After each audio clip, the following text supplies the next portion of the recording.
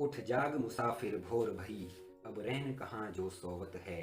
जो जागत है वो पावत है, जो सोवत है सो खोवत है, जो सोवत है जो खोवत है। साथियों, समय आ गया है शुरुआत करने का। 21वीं सदी के इस तकनीकी युग में शिक्षा के क्षेत्र में एक नई अलख जगाने के लिए मैं जगदीश नवोदयन गुणवत्तापूर्ण व्याख्यान के साथ आप सबके साथ हूँ। आज हम कक्षा 9 का भूगोल विषय का तीसरा अध्याय पढ़ने जा रहे हैं। पिछले 2 अध्याय अपन ने ऑफलाइन क्लास में पढ़ लिए थे। तीसरे अध्याय का नाम है अपवाह। सबसे पहले हम देखेंगे कि अपवाह किसे कहते हैं। अपवाह शब्द का अर्थ क्या है। अपवाह शब्द का अर्थ है बहना। अपवाह एक क्षेत्र विशेष का नदी तंत्र होता है, यानी एक नदी किस क्षेत्र से होकर बह रही है, या चित्र के माध्यम से आप साथ साथ में समझते रहिए किस तरह से नदी जिस क्षेत्र से होकर बहती है वह पूरा क्षेत्र अपवाह क्षेत्र कहलाता है। अगला बिंदु है नदी द्रोणी। नदी द्रोणी का अर्थ है कि वह क्षेत्र जहाँ से नदी जल ग्रहण करती है, यानी जिन जिन क्षेत्रों से नदी को पानी मिलता है वह क्षेत्र नदी द्रोणी कहलाता है। अगला बिंदु है नदी तंत्र। नदी तथा उसकी सहायक नदियाँ मिलकर नदी तंत्र बनाती है, यानी कि एक मुख्य नदी और उसकी सहायक नदियाँ जिस क्षेत्र में बहती है ये पूरा क्षेत्र नदी तंत्र कहलाता है। अगला बिंदु जल विभाजक। जल विभाजक का अर्थ है पर्वत, पठार या कोई भी उच्च भूमि जो दो पड़ोसी अपवाह द्रोणियों को एक दूसरे से अलग करती है। यहाँ आप देखिए जिस तरह से, जैसे देखिए एक पर्वत है, इस तरफ से एक नदी बहती है और एक नदी पर्वत की दूसरी तरफ से बहती है, यानी इन दोनों नदियों के लिए यह पर्वत जल विभाजक बन गया। उदाहरण देखें तो अमरकंटक की पहाड़ियों से एक तरफ नर्मदा नदी निकलती है तो दूसरी तरफ सोन नदी निकलती है, तो अमरकंटक की पहाड़ियां इन दोनों नदियों के लिए जल विभाजक बन गया है। जब नदी द्रोणी की बात चली रही है तो हम साथ में ये भी देख लें कि विश्व की सबसे बड़ी अपवाह द्रोणी कौन सी है, यानी सबसे ज्यादा क्षेत्र में बहने वाली नदी कौन सी है, तो वो नदी है अमेजन नदी। अमेजन नदी दक्षिण अमेरिका में बहती है, ये ब्राजील के पहाड़ियों से निकलती है। भारत की सबसे बड़ी अपवाह द्रोणी गंगा नदी है, ये आप सब जानते हो। अपन यहाँ पढ़ने जा रहे हैं भारत में अपवाह तंत्र। पहले अपन ने अपवाह की सामान्य जानकारियां जानी, अब अपन भारत में अपवाह तंत्र को समझते हैं। भारतीय अपवाह तंत्र को मुख्य रूप से 2 भागों में बांटा गया है। पहला हिमालय नदियां और दूसरा प्रायद्वीपीय नदियां। यानी हिमालय नदियों में वे नदियां हैं जो हिमालयी क्षेत्र से निकलकर भारत में बहती है, जिनमें मुख्यतः 3 नदियां हैं तथा उनकी कई सहायक नदियां हैं। पहली नदी है सिंधु नदी, जो यहाँ से निकलकर मानचित्र में आप देख सकते हैं किस तरह से ये जम्मू कश्मीर के लद्दाख से भारत में प्रवेश करती है और जम्मू कश्मीर से होती हुई पाकिस्तान में जाती है और अंततः अरब सागर में गिर जाती है। दूसरी मुख्य नदी है गंगा नदी। गंगा नदी गंगोत्री हिमानी से निकलती है, उत्तराखंड, उत्तर प्रदेश, बिहार, पश्चिम बंगाल से होती हुई बांग्लादेश में जाते हुए बंगाल की खाड़ी में गिर जाती है। हिमालयी नदियों की तीसरी प्रमुख नदी है ब्रह्मपुत्र नदी। ब्रह्मपुत्र नदी मानसरोवर झील तिब्बत से निकलती हुई चीन से अरुणाचल प्रदेश में भारत में प्रवेश करती है और असम से होती हुई बांग्लादेश में गंगा से मिलकर बंगाल की खाड़ी में गिर जाती है। उसी प्रकार दूसरी तरफ हम देखें प्रायद्वीपीय नदियाँ, तो प्रायद्वीपीय मुख्य नदियों में महानदी, गोदावरी, कृष्णा, कावेरी और दूसरी तरफ नर्मदा, तापी और मांडवी प्रमुख प्रायद्वीपीय नदियाँ हैं। प्रश्न पूछा जाता है कि हिमालयी नदियों एवं प्रायद्वीपीय नदियों में अंतर स्पष्ट करें। इस प्रश्न के जवाब में आप कुछ इस प्रकार लिख सकते हैं। पहले मानचित्र के द्वारा ये अलग अलग बताइए कि हिमालय ये 3 प्रमुख नदियां हैं, इस तरह से निकल रही है। उसके बाद में प्रायद्वीपीय नदियां भी इस तरह से आप मानचित्र बनाकर दिखा सकते हैं। अब अपन एक एक करके अंतर को समझते हैं। पहला अंतर ये है कि हिमालयी नदियां 12मासी है, यानी वे सदा निरा सदावाहिनी नदियां हैं। वर्ष भर इनमें जल उपलब्ध रहता है क्योंकि ग्लेशियर पिघलते रहते हैं और नदियों को जल मिलता रहता है। दूसरी तरफ प्रायद्वीपीय जो नदियां हैं ये सिर्फ मौसमी नदियां हैं, ये वर्षा के मौसम में ही बहती है, और हिमालयी नदियां 12मासी नदियां हैं। ये हो गया इनका पहला अंतर। दूसरा पॉइंट, जो हिमालय की नदियां हैं वे तीव्र अपक्षय और अपर्दन करती है, यानी कि जब वो तेज ढलानों से निकलती है, हिमालय की पहाड़ियों से ये नदियां जब बहती है तो ये हिमालय की चट्टानों को तोड़ती है, उनको काटती है, जिसे अपक्षय कहा जाता है। और नदी के साथ जो टूटा हुआ कंकड़ पत्थर बहता है उसे अपर्दन कहते हैं। यानी हिमालय की नदियां अपक्षय और अपर्दन बहुत ज़्यादा करती है। और दूसरी ओर ये जो प्रायद्वीपीय नदियां हैं ये इन नदियों की अपेक्षाकृत कम अपक्षय और अपर्दन करती है, यानी इनका बहाव कम होता है, इसलिए ये कटाव भी कम करती है और अपने साथ गाद और मलबा भी कम मिलाती है। आशा करता हूँ कि आपको अच्छे से समझ में आ रहा होगा। तीसरा पॉइंट, ये जो हिमालय नदियाँ हैं ये लंबी नदियाँ हैं, यानी ये लंबे क्षेत्र में प्रवाहित होकर अपने गंतव्य तक जाती है। और दूसरी तरफ प्रायद्वीपीय नदियों को देखें तो ये अपेक्षाकृत छोटी होती है। हिमालय की नदियों की तुलना में ये नदियाँ थोड़ी छोटी होती है। अगला पॉइंट, हिमालय की नदियाँ जल परिवहन हेतु उपयुक्त है, यानी कि इनमें नौकायान आसानी से हो सकता है। जैसे कि गंगा नदी में भारत का नेशनल वाटरवे राष्ट्रीय जलमार्ग नंबर 1 भारत की गंगा नदी में है, जो कहाँ से कहाँ तक है, इलाहाबाद उत्तर प्रदेश से लेकर पश्चिम बंगाल के हल्दिया तक है। और दूसरा राष्ट्रीय जलमार्ग सेकंड जो है ये ब्रह्मपुत्र नदी में है, ये सदिया से धुबरी तक बहता है, यानी जल परिवहन के लिए हिमालयी नदियाँ उपयुक्त है। दूसरी तरफ प्रायद्वीपीय नदियाँ जल परिवहन के लिए उपयोगी नहीं है या कम है, बहुत कम नौकायान इनमें होता है, कुछ एक नदियों में ही होता है, जैसे पेरियार नदी है, या गेम्स के लिए केरल की कुछ छोटी मोटी नदियों को भी यूज में लिया जाता है। अगला पॉइंट, ये जो हिमालयी नदियाँ हैं ये डेल्टा का निर्माण करती है, और इसका उदाहरण भारत का अपितु विश्व का सबसे बड़ा डेल्टा जो गंगा नदी बनाती है, सुंदरबन डेल्टा पश्चिम बंगाल में, ये अपने सामने जीता जागता उदाहरण है। हिमालय की नदियाँ डेल्टा बनाती है। दूसरी तरफ प्रायद्वीपीय नदियाँ, कुछ नदियाँ डेल्टा तो बनाती है, लेकिन अधिकतर नदियाँ ज्वार नदमुख बनाती है, यानी एस्चुरी बनाती है। ये एस्चुरी का निर्माण करती है प्रायद्वीपीय नदियाँ। दूसरी तरफ हिमालयी नदियाँ डेल्टा बना रही है। नेक्स्ट पॉइंट, हिमालय की नदियाँ बड़ा नदी बेसिन एवं जलग्रहण क्षेत्र है, यानी हिमालय जितना विशाल है पूरे हिमालय का जल ग्रहण करती है हिमालय की नदियाँ। दूसरी तरफ ये जो प्रायद्वीपीय नदियाँ हैं इनका जलग्रहण क्षेत्र और बेसिन छोटा है, ये कम क्षेत्र में बहती है और कम क्षेत्र से ही जल ग्रहण करती है। अगला पॉइंट, उद्गम स्थल पर गहरी घाटियां गार्ज कैनियन का निर्माण करती है हिमालय की नदियां, यानी ये हिमालय में जहाँ से निकलती है वहाँ पर बहुत गहरी गहरी घाटियां बना देती है। गार्ज एक आकृति है जो पहाड़ों को काटने से, नदियों द्वारा काटने से बनती है। कैनियन भी उसी प्रकार की एक आकृति है। ये इस तरह की घाटियां, गॉर्ज और कैनियन हिमालय की नदियां बनाती है। दूसरी तरफ प्रायद्वीपीय भारत की नदियां उथली घाटियां बनाती है, यानी ज़्यादा गहरी घाटियां इनकी नहीं होती। अगला पॉइंट, हिमालय की नदियां सिंचाई की अधिक संभावनाएं रखती है, यानी इनमें जल अधिक होता है और ये लंबे क्षेत्र में प्रवाहित होती है, तो सिंचाई की संभावना भी इनमें बढ़ जाती है। दूसरी तरफ प्रायद्वीपीय पठार की नदियां अपेक्षाकृत कम संभावना होती है कृषि और सिंचाई की। अब हम देखेंगे नदी की विभिन्न अवस्थाएं, यानी कि नदी अपने उद्गम स्थल से लेकर गंतव्य स्थल समुद्र में गिरने तक किन किन अवस्थाओं से होकर गुजरती है। तो मुख्य रूप से नदी की 3 अवस्थाएं हैं, युवावस्था, प्रौढ़ावस्था और वृद्धावस्था। चित्र के माध्यम से अपन साथ साथ समझ सकते हैं। पहली युवावस्था। युवावस्था में नदी की गति तीव्र होती है, ये अपक्षय करती है। जब नदी की तीव्र गति होगी तो कटाव भी ज़्यादा करेगी, पहाड़ियों से ज़्यादा कटाव काटेगी, जिसे अपक्षय कहा जाता है। युवावस्था में नदी गार्ज, कैनियन, वी आकार की घाटी, यू आकार की घाटी का निर्माण करती है। ये सब वे आकृतियाँ हैं जो युवावस्था में नदी निर्माण करती है। इस तरह से आप देख सकते हैं नदी इस तरह से निकलती है, छोटे से क्षेत्र में बहते हुए तीव्र गति से पानी को आगे की ओर बढ़ाती है। दूसरी अवस्था है प्रौढ़ अवस्था। प्रौढ़ अवस्था में नदी अपर्दन करती है, यानी जो काटा हुआ अपक्षय का भाग था उस मलबे को, उस गाद को नदी अपने साथ आगे बढ़ाती है, जिसे अपर्दन कहा जाता है। गति यहाँ भी तीव्र होती है, हालांकि इतनी तीव्र नहीं होती, युवावस्था जितनी नहीं होती, फिर भी तेज गति से पानी बहता है। उदाहरण के लिए गंगा का विशाल मैदान है जहाँ खादर, तराई, भाबर, बांगर ये सब आकृतियाँ नदी अपने साथ बनाती है, जो अपन ने अच्छे से ऑफलाइन क्लास में समझा है।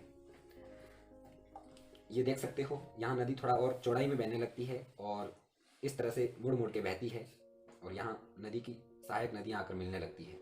ये जो इस तरह की मोड़दार आकृति में जब नदी बहती है तो इसको नदी विसर्प कहा जाता है, यानी सर्प की तरह नदी इस तरह से मुड़ती है, इसलिए इसका नाम है नदी विसर्प। तीसरी अवस्था है वृद्धावस्था। इसमें नदी की गति बहुत धीमी हो जाती है, क्योंकि पानी मैदानों में आकर फैल जाता है, इसलिए पानी में बहने की इतनी गति नहीं रहती।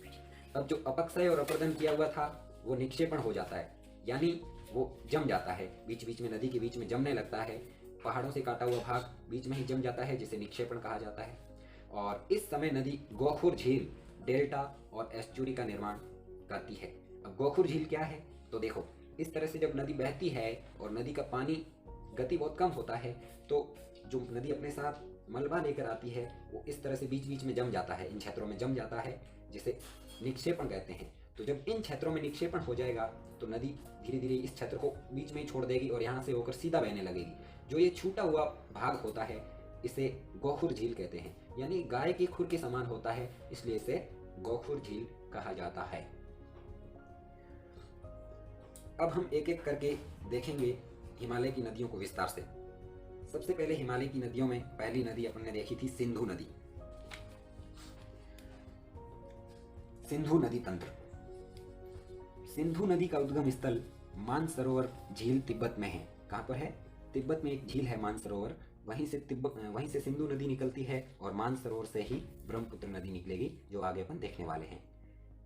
सिंधु नदी भारत में लद्दाख जम्मू कश्मीर से प्रवेश करती है और किस दर्रे से करती है?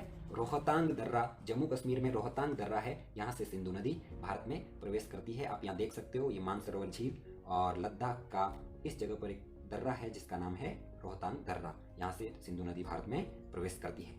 सिंधु की प्रमुख सहायक नदियां कौन कौन सी है ये भी देख लेते हैं। रावी, सतलुज, झेलम, चनाब, व्यास, नुब्रा, श्योक और हुंजा, ये सब सिंधु की सहायक नदियां हैं।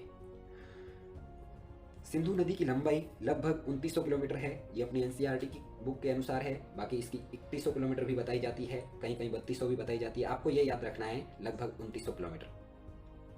1960 में सिंधु नदी को लेकर भारत और पाकिस्तान के मध्य विवाद छिड़ गया था, क्योंकि यहाँ से सिंधु नदी आप देख सकते हैं कि इस तरफ पाकिस्तान में जाती है और फिर पाकिस्तान में बहते बहते ये अरब सागर में गिरती है।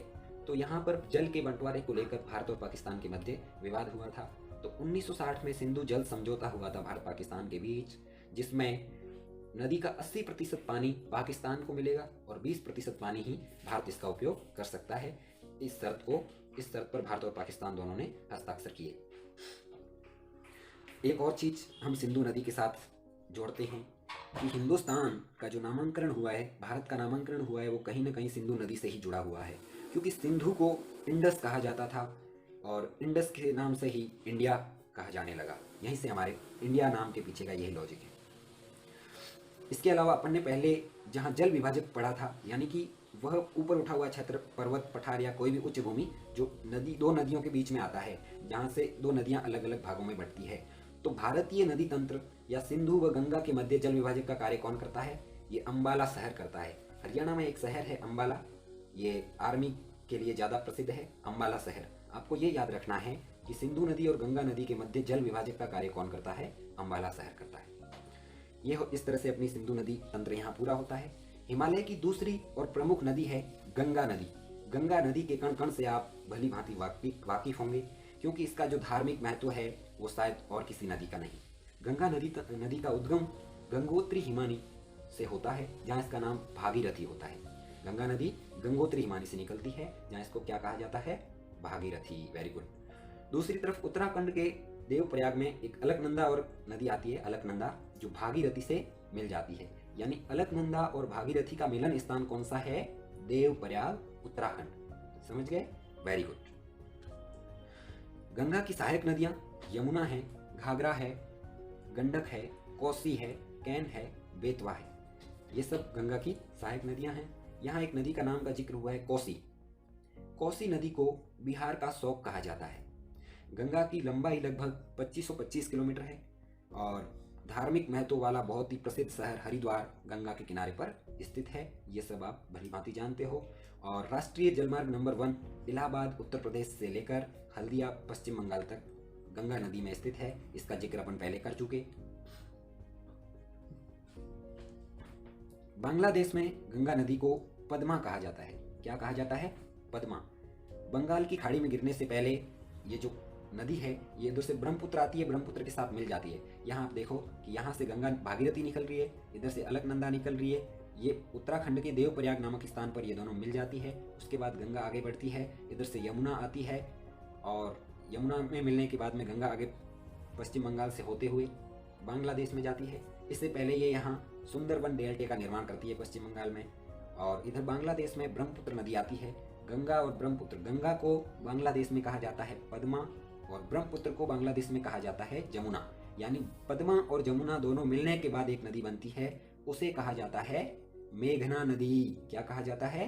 मेघना नदी। मेघना नदी बंगाल की खाड़ी में गिरने से पहले एक द्वीप का निर्माण करती है। यानी एक जलीय द्वीप बनाती है। ये अपने साथ जो गाद मिट्टी वगैरह लाती है उसको यहाँ जमा करके एक द्वीप बनाती है, जिसे कहा जाता है न्यू मोर द्वीप। क्या कहा जाता है? न्यू मोर द्वीप। Very good.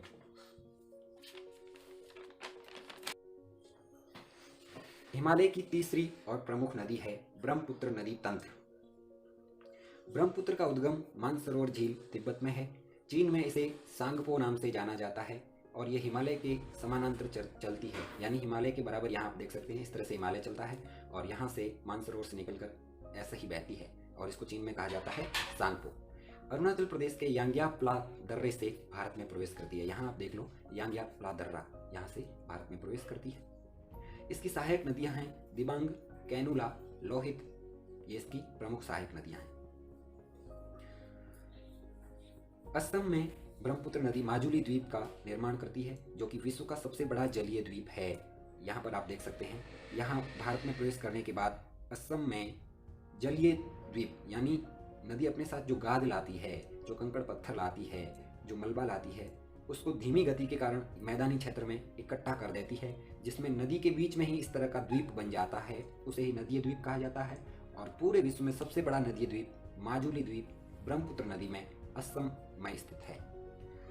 असम के बाद ये जब बांग्लादेश में प्रवेश करती है तो यहाँ अपन ने पहले ही जान लिया, बांग्लादेश में इसको कहा जाता है जमुना। और असम में ही दूसरा राष्ट्रीय जलमार्ग नंबर 2 जो सदिया से लेकर धुबरी तक है, जो विस्तृत है। ब्रह्मपुत्र नदी की लंबाई लगभग 3848 किलोमीटर यानी 3848 किलोमीटर, जो मानसरोवर झील से लेकर न्यू मोर द्वीप तक सारा लंबाई बताता है। यहाँ पर ये 3 प्रमुख नदियाँ खत्म होती है। अब अपन देखते हैं प्रायद्वीपीय नदियाँ, यानी प्रायद्वीपीय भारत में मुख्य रूप से कौन कौन सी नदियाँ हम पढ़ेंगे, ये भी देख लेते हैं। प्रायद्वीपीय भारत का जल विभाजक पश्चिमी घाट को कहा जाता है। यानी अपन ने देखा कि भारत का गंगा और सिंधु नदी का जल विभाजक अंबाला को कहा जाता है, उसी प्रकार प्रायद्वीपीय भारत, दक्षिणी भारत का जल विभाजक कहा जाता है पश्चिमी घाट को। यानी पश्चिमी घाट के एक तरफ नदियां बहती है और दूसरी तरफ नदियां बहती है, तो ये हो गया जल विभाजक। प्रायद्वीपीय नदियों को भी मुख्य रूप से 2 भागों में बांटा गया है। पहला अरब सागरीय नदियां और दूसरा बंगाल की खाड़ी वाली नदियां। यानी एक अरब सागर में गिरने वाली नदियां और दूसरी जो बंगाल की खाड़ी में गिरने वाली नदियां हैं। अरब सागर में गिरने वाली नदियों में प्रमुख है नर्मदा नदी, तापी नदी, मांडवी नदी, और ये नदियां द्वार नदमुख का निर्माण करती है। दूसरी तरफ बंगाल की खाड़ी में गिरने वाली नदियों में महानदी, गोदावरी, कृष्णा और कावेरी, और ये नदियां डेल्टा का निर्माण करती है। तो पहली नदी है नर्मदा नदी। नर्मदा नदी द्रोणी को अपन विस्तार से पढ़ेंगे। नर्मदा नदी का उद्गम अमरकंटक की पहाड़ियां मध्य प्रदेश से है। यह एक भ्रंश घाटी में बहती है, यानी दोनों तरफ पहाड़ों के बीच में जो घाटी में बहने वाली नदी है उसे भ्रंश घाटी की नदी कहा जाता है। मध्य प्रदेश के जबलपुर में ही नर्मदा नदी पर धुआंधार जलप्रपात स्थित है और मध्य प्रदेश सरकार ने नर्मदा नदी की सफाई के लिए नमामि देवी नर्मदे परियोजना चलाई है। इसके अलावा नर्मदा नदी पर ही सरदार सरोवर बांध बना हुआ है और केवड़िया में सरदार पटेल की मूर्ति यानी स्टैचू ऑफ यूनिटी बनी हुई है, जिसकी ऊंचाई 82 मीटर है। नर्मदा नदी की कुल लंबाई 1312 किलोमीटर है।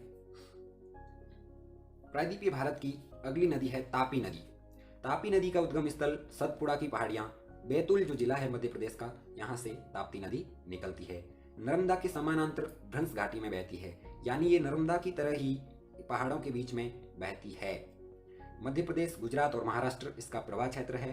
तापी नदी की लंबाई 724 किलोमीटर है। खंबात की खाड़ी में ये जाकर गिरती है और इसकी प्रमुख सहायक नदियां हैं अकोला, अमरावती और जलगांव। यहाँ आप देख सकते हैं मानचित्र में कि इस तरह से ताप्ती नदी 2 पहाड़ियों के बीच में एक भ्रंश घाटी में बहती है। इनके बीच में एक फिर से पहाड़ आता है और पहाड़ की दूसरी तरफ फिर से ताप्ती नदी बहती है जो खंबात की खाड़ी में गिर जाती है। तीसरी और प्रमुख नदी है गोदावरी नदी। दक्षिण भारत में ये बहुत ही महत्वपूर्ण नदी है, इसलिए इसे दक्षिण की गंगा कहा जाता है। प्रायद्वीपीय भारत की ये सबसे बड़ी नदी है। इसका उद्गम स्थल नासिक जिला जो महाराष्ट्र में है, यहाँ से ये निकलती है। महाराष्ट्र, मध्य प्रदेश, उड़ीसा और आंध्र प्रदेश इसका प्रवाह क्षेत्र है और इसकी प्रमुख सहायक नदियां हैं पूर्णा, वृद्धा, वैनगंगा और वैनगंगा। गोदावरी नदी 1500 किलोमीटर लंबी है। मानचित्र में आप देख सकते हैं इस तरह यहाँ से महाराष्ट्र के नासिक से निकलती है और इसमें कई ये सहायक नदियाँ मिलती है और अंततः एक डेल्टे का निर्माण करते हुए बंगाल की खाड़ी में गिर जाती है। अगली नदी है महानदी। महानदी का उद्गम स्थल धमतरी जिला छत्तीसगढ़ से ये निकलती है। छत्तीसगढ़, झारखंड और उड़ीसा इसका प्रवाह क्षेत्र है। महानदी की लंबाई 860 किलोमीटर है और ये बंगाल की खाड़ी में जाकर गिरती है। एक महत्वपूर्ण जानकारी अपने को ये ध्यान रखनी है कि महानदी का जो घाटी का क्षेत्र है, नदी घाटी क्षेत्र है, उसे भारत का रूहर प्रदेश कहा जाता है। अब ये रूहर क्या है भाई? रूहर एक प्रसिद्ध क्षेत्र है जो जर्मनी में स्थित है और पूरे विश्व में कोयले के लिए प्रसिद्ध है, खनिजों के लिए प्रसिद्ध है। उसी प्रकार भारत में कोयले के लिए महानदी घाटी प्रसिद्ध है, इसलिए महानदी घाटी को भारत का रूहर प्रदेश कहा जाता है। अगली नदी है कृष्णा नदी। कृष्णा नदी की लंबाई लगभग 1400 किलोमीटर है और इसका उद्गम स्थल महाबलेश्वर की पहाड़ियां महाराष्ट्र है। इसकी सहायक नदियां हैं तुंगभद्रा, कोयना और घाट प्रभा, मूसी और भीमा। और इसका प्रवाह क्षेत्र है महाराष्ट्र, कर्नाटक और आंध्र प्रदेश। प्रायद्वीपीय भारत की अगली प्रमुख नदी है कावेरी नदी। कावेरी नदी की लंबाई 760 किलोमीटर है और ये मुख्य रूप से तमिलनाडु में बहती है और इसका उद्गम स्थल है ब्रह्मगिरी। पश्चिमी घाट से ये निकलती है, ब्रह्मगिरी की पहाड़ियों से। तमिलनाडु के कुडनुल में ये बंगाल की खाड़ी में गिर जाती है। और कावेरी नदी की सहायक नदियां हैं अमरावती, भवानी और हेमावती, हाथी भी, ये भी। शिव सुंदरम जलप्रपात का निर्माण करती है, यानी कावेरी नदी पर ही एक जलप्रपात स्थित है जिसका क्या नाम है? शिव सुंदरम, कर्नाटक में। यहाँ मानचित्र में आप देख लो किस तरह से ओडिशा में, मुख्य रूप से ओडिशा में महानदी, फिर कृष्णा, फिर कावेरी, दक्षिण भारत की ये 3 प्रमुख नदियां हैं। यहाँ पर नदियां जो अपने सिलेबस में हैं वो पूरी होती है। अब अपन देखते हैं झीलें। झील किसे कहा जाता है पहले ये समझ लें। पृथ्वी की सतह पर गर्त वाले भागों में जहां जल जमा हो जाता है उसे झील कहा जाता है। बड़े आकार वाली झीलें सागर कहलाती है, यानी पृथ्वी पर जहां भी गहरा क्षेत्र है, जहां पानी भर जाता है, उस क्षेत्र को झील कहा जाता है। और जो बड़ी बड़ी झीलें उनको क्या कहते हैं? सागर भी कहते हैं, जैसे मृत सागर, कैस्पियन सागर। हम देखते हैं भारत में झीलें। भारत में किस प्रकार की झीलें हैं उन पर अपन चर्चा करेंगे। सबसे पहले सामान्य झीलें। सामान्य तो झीलें 2 प्रकार की है भारत में, एक मीठे पानी की झीलें और खारे पानी की झीलें। ज़्यादातर मीठे पानी की झीलें हिमालय क्षेत्र में हैं, जिनमें वुल्लर और डल झील जम्मू कश्मीर में, भीमताल और नैनीताल उत्तराखंड में, लोकटक झील मणिपुर में है। दूसरी तरफ खारे पानी की झीलें, जिनमें ज़्यादातर राजस्थान में है, सांभर जयपुर, डीडवाना नागौर, पचपदरा बाड़मेर, लूणकरणसर बीकानेर और चिल्का ओडिशा में स्थित है। भारत की सबसे बड़ी झील चिल्का झील, भारत की सबसे बड़ी खारे पानी की झील चिल्का झील, दूसरी सबसे बड़ी खारे पानी की झील सांभर झील। इन सब बातों का आप सबको ध्यान रखना है। अब देखते हैं हिमानी झील, यानी बर्फ की नदियां, बर्फ से निर्मित झीलें हैं उनको हिमानी झील कहा जाता है। बर्फ की चादर से ढकी हुई होती है ये ऊपर से। और इसका मुख्य उदाहरण है डल झील जो जम्मू कश्मीर में स्थित है। दूसरी लेगून झील। लेगून झील यानी नदी तटीय क्षेत्रों में लेगून का निर्माण करती है। जब नदी बहती हुई तटीय क्षेत्रों में बीच में ही पानी, गड्ढों में पानी छोड़ देती है और जब बड़े बड़े गड्ढों में पानी भर जाता है तो ये लेगून झील कहलाती है। और भारत में प्रमुख लेगून झीलें हैं चिल्का जो ओडिशा में स्थित है, पुलिकट और कोलेरू जो आंध्र प्रदेश में स्थित है। इसके अलावा पेरियार झील केरल में स्थित है। अगली झील का प्रकार है क्रेटर झील। क्रेटर झील का अर्थ है यानी ज्वालामुखी से निर्मित झील, जहां से ज्वालामुखी उद्गार होता है। यहाँ चित्र के माध्यम से आसानी से समझ सकते हैं। यहाँ से समझ लो कि ज्वालामुखी का उद्गार हुआ तो जो केंद्र बिंदु है उस पर थोड़ा गड्ढानुमा आकृति बन जाती है। दोनों तरफ इस तरह से लावा निकलकर जम जाता है और बीच में जो गड्ढेनुमा आकृति होती है, ये गड्ढे में जब पानी भर जाता है तो उसे कहते हैं क्रेटर झील। क्रेटर झील आप आसानी से समझ गए होंगे, यानी ज्वालामुखी से निर्मित झील को क्रेटर झील कहा जाता है। और भारत में क्रेटर झील का उदाहरण है लोनार झील जो कि महाराष्ट्र में स्थित है। इसके अलावा जब झीलों का जिक्र चल ही रहा है तो अपन देख लें कि भारत की सबसे बड़ी झील चिल्का झील है और विश्व की सबसे बड़ी झील कैस्पियन सागर झील है। विश्व में सबसे गहरी झील कौन सी है? तो वो झील है बेकाल झील, यानी सबसे गहरी झील बेकाल, विश्व की सबसे बड़ी झील कैस्पियन सागर, भारत की सबसे बड़ी झील चिल्का झील। यहां तक आपको अच्छे से समझ में आ गया होगा। अब प्रश्न पूछा जाता है झीलों का महत्व। तो झीलों का क्या महत्व है ये भी अपन देख लेते हैं। नदी बहाव सुचारू बनाने में सहायक, यानी नदी सुचारू रूप से चलती रहे, झीलें इनमें सहायक होती है। अतिवृष्टि होने पर बाढ़ को रोकती है। जब बहुत ज़्यादा वर्षा हो जाती है, अतिवृष्टि का अर्थ है बहुत ज़्यादा बारिश होना। जब ज़्यादा बारिश हो जाएगी तो बाढ़ आने की आशंका कम रहती है जहाँ झीलें होती है, क्योंकि झीलों में पानी को ग्रहण करने की शक्ति होती है, उनके पास क्षेत्र होता है, जिससे कि बाढ़ आने की आशंका कम हो जाती है। जल विद्युत उत्पन्न करना, झीलों से जल विद्युत उत्पन्न किया जाता है। झीलों में बड़े बड़े टरबाइन लगा दिए जाते हैं, टरबाइन घूमते रहते हैं जल के दबाव से, और जैसे जैसे टरबाइन घूमेंगे तो जनरेटर से विद्युत का निर्माण होता जाएगा और जल विद्युत उत्पन्न होगी। जलवायु को सामान्य, यानी झीलों के पास वाले क्षेत्रों में जलवायु सामान्य रहती है, न तो ज़्यादा उष्ण रहती है न तो ज़्यादा शीत रहती है। यानी पानी का जो समकारी प्रभाव है, समंदर का समकारी प्रभाव है, वो झीलों में भी कहीं न कहीं देखने को मिलता है। जलीय पारितंत्र को संतुलित, यानी जलीय क्षेत्र में जो जलीय जीव है उनके लिए पारितंत्र को संतुलित बना रहता है झीलों में। पर्यटन को बढ़ावा, आप देख सकते हैं कि जहाँ झीलें होती है तो उनके आसपास वाले क्षेत्रों में पर्यटकों का तांता लगा रहता है। पर्यटन भारी मात्रा में आते रहते हैं और ये क्षेत्र पर्यटन क्षेत्रों के रूप में विकसित होते हैं। उदाहरण के लिए पुष्कर झील, आना सागर झील, नैनीताल झील, ये सब बड़े बड़े पर्यटन स्थल झीलों की वजह से ही बन गए हैं। आप इन सभी पॉइंटों की अच्छे से व्याख्या कर सकते हो। नदियों का अर्थव्यवस्था में महत्व, प्रश्न ये भी कई बार पूछ लिया जाता है कि नदियों का अर्थव्यवस्था में क्या महत्व है। जल एक संसाधन के रूप में, जल को हमेशा एक संसाधन के रूप में देखा जाता है, यानी मानव की दैनिक क्रियाओं में हमेशा जल का बहुत अधिक महत्व है। हम सुबह से लेकर शाम तक हर क्रिया में जल का उपयोग करते हैं, चाहे खाना बनाना हो, चाहे नहाना हो, चाहे कपड़े धोने हो, चाहे पानी पीना हो। इसीलिए ही प्राचीन काल से ही हम देख रहे हैं जितनी भी सभ्यताएं हुई है, चाहे सिंधु घाटी सभ्यता हो, मेसोपोटामिया की सभ्यता हो, चाहे कालीबंगा की सभ्यता हो, सारी सभ्यताएं किसी न किसी नदी के किनारे पर ही बसाई गई है, क्योंकि जल को एक संसाधन के रूप में उपयोग लिया जाता है। दूसरा पॉइंट, कृषि हेतु सिंचाई, जल का उपयोग कृषि में सिंचाई के लिए भी किया जाता है और कृषि अर्थव्यवस्था का एक मुख्य बिंदु होता है, इसलिए कृषि के साथ जल और नदियां डायरेक्ट रूप से कनेक्ट है। अगला बिंदु, जल परिवहन, हमने देखा बार बार राष्ट्रीय जलमार्ग नंबर 1, नंबर 2 अपन ने जिक्र किया, यानी कि जल के अंदर भी नौकायान किया जाता है, परिवहन के साधन के रूप में जल को उपयोग में लिया जाता है और जल परिवहन सस्ता भी पड़ता है। जल विद्युत, जिस तरह से अपन ने झीलों में जल विद्युत की बात करी तो यहाँ भी वही है, नदियों के बीच में बांध बनाए जाते हैं, टरबाइन लगाए जाते हैं और वहाँ से भी जल विद्युत क्रिएट की जाती है। उद्योगों हेतु जल, बड़े बड़े जितने भी उद्योग है ज़्यादातर किसी न किसी नदी के किनारे या किसी झील के निकट ही बसाए जाते हैं, क्योंकि उद्योगों में बहुत ज़्यादा पानी की ज़रूरत होती है और नदियों द्वारा आसानी से पानी उपलब्ध हो जाता है। ये कुछ नदियों की अर्थव्यवस्था में महत्व था। अब राष्ट्रीय नदी संरक्षण योजना, 1985 में नदी सफाई कार्यक्रम चलाया गया, जिसे राष्ट्रीय नदी संरक्षण योजना कहा जाता है। ये गंगा एक्शन प्लान के साथ ही नदी सफाई कार्यक्रम की शुरुआत हुई थी और इसका उद्देश्य प्रदूषण को कम करना तथा जल की गुणवत्ता में सुधार करना। तो साथियों, धन्यवाद। अपन बहुत जल्द ही अगले लेक्चर के साथ फिर मिलेंगे। एक बार फिर सबका